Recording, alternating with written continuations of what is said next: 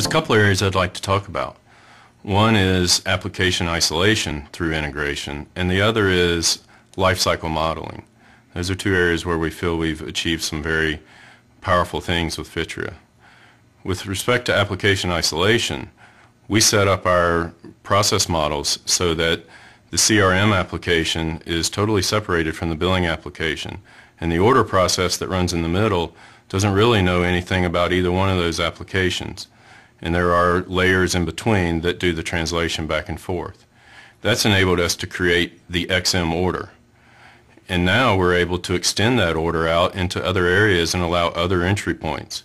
For example, when XM went into the business with a partner in XM Canada, they put together their own subscriber and management and billing systems, but they still needed to come to us to turn the radios on and off. We were able to put another interface in that simply provided them with the provisioning entry point into our XM order. And so without a whole lot of extra work, we had a wholesale provisioning for them to use to be able to manage their customers. And it's all kept isolated so that the XM customers in the US base don't get overlapped with the Canadian customers. The other area is the lifecycle modeling.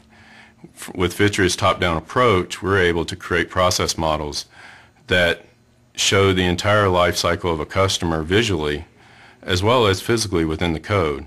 It enables us to easily extend it to new process states that might occur as the business evolves, as well as to drive down through nested process models to take what's a very simple approach at the high level and drive it down into very complex process models as you go into the various processes.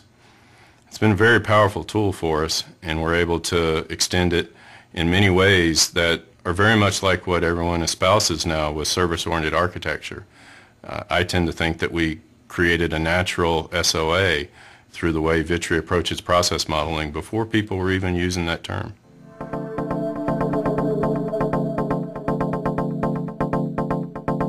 I measure the success of our Vitria implementation in three ways. First off is the day-to-day reliability of the order process we were able to build with Vitria. As many people know, we have over 8.2 million subscribers now, and that's all come within the 6 years of XM opening its doors. Every single one of those radios have gone through the Vitria platform to be turned on.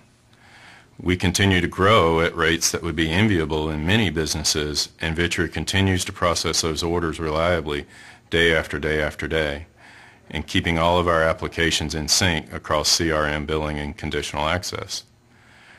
We also have something that's not unique to XM, but is common in many retail scenarios, where the holiday season in December is a very busy period.